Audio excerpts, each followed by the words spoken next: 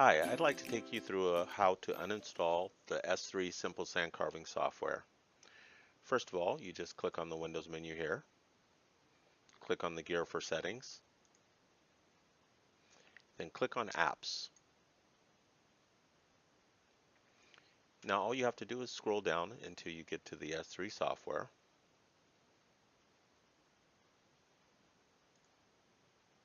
And then you hit uninstall.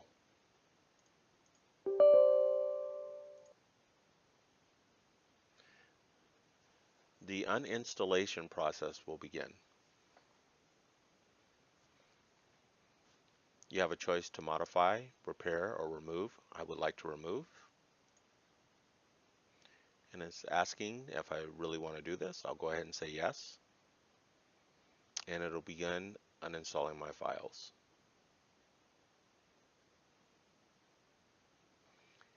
Now the installation or the uninstallation process is completed. All I have to do is click finish and I'm done.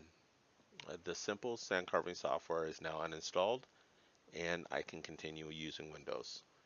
Thank you very much and enjoy your simple sand carving software.